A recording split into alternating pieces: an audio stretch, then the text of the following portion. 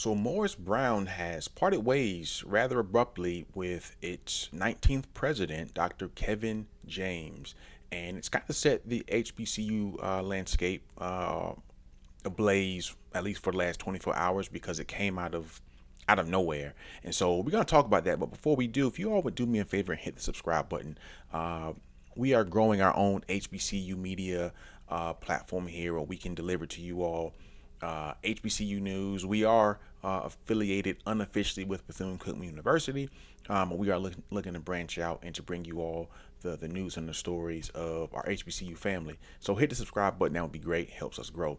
But let's get into it. Dr. Kevin James, I will say, I saw his note last night. We'll get into that because he had some words, and there are some things in there that, again, if you read between the lines, nothing really adds up. But here's what we know so far: is that at around, let's call it 5 or 6 p.m. yesterday, Dr. Kevin James, the 19th president of Morris Brown College, essentially posted that he had been fired from Morris Brown by the Board of Trustees.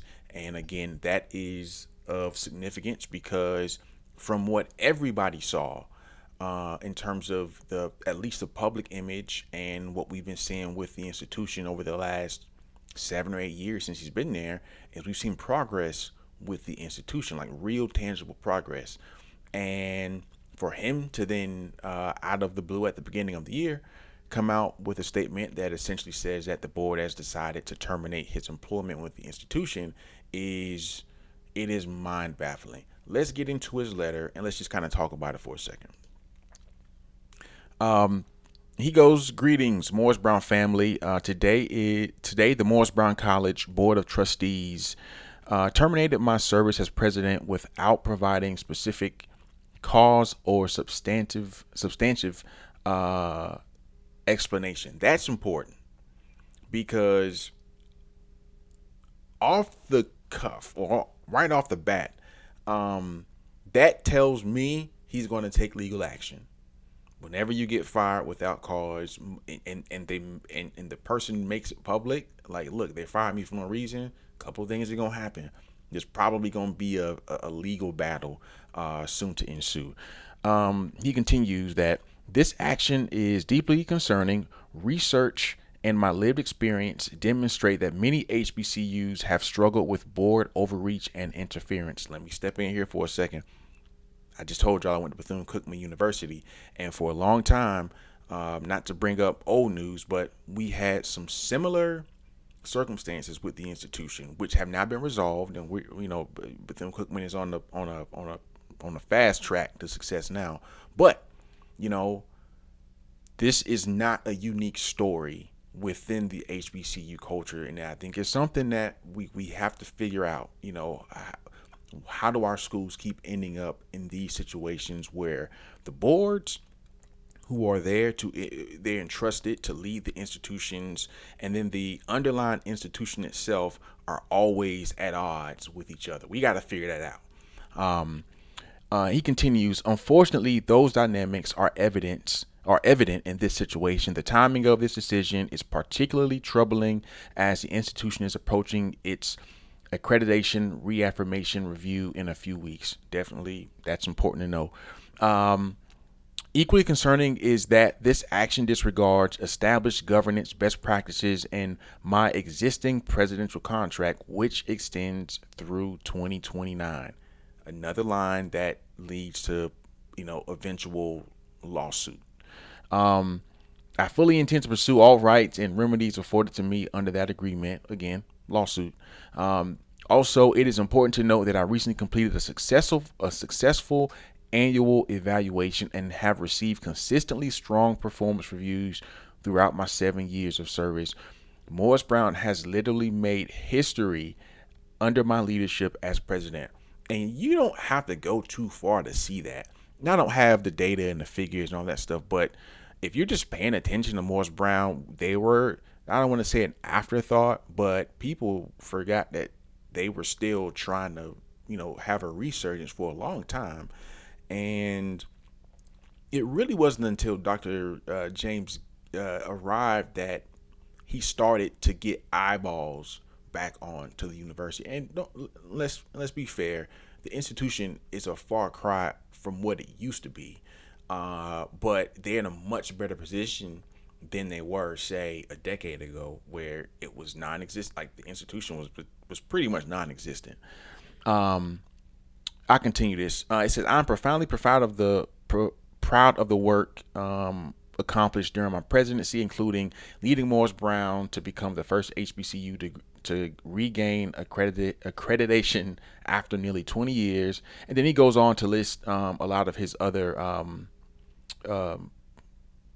accomplishments. He said he grew enrollment from approximately 20 students to more than 540, which leads me back to 540 students. Again, great considering you had 20, and he's I don't know how many X's that is, but almost 400 or 500 X, enrollment.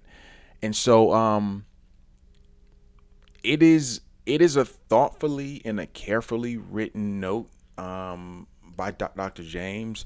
And so there's two schools of thought when you first see what was happening. There's people that will see this and read it as, wow, how could they let this guy go? He did this, he did that.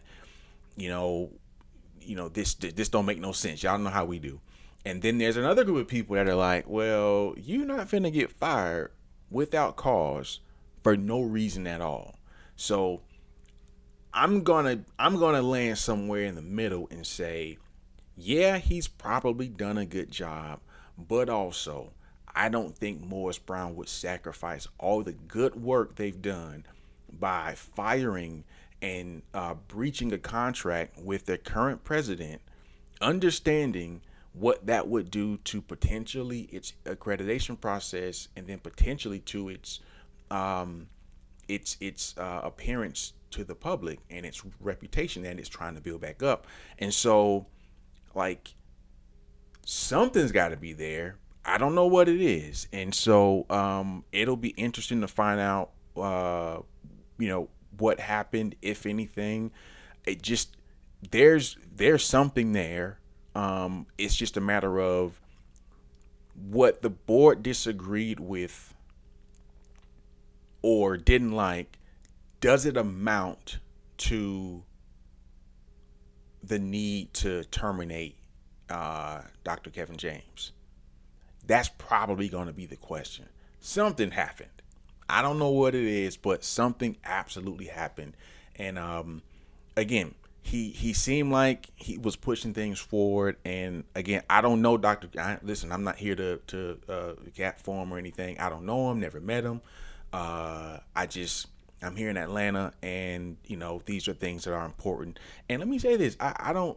Morris Brown is one of those schools like you just love to root for because of all they've been through. And even when they were a power, like there were schools you just like.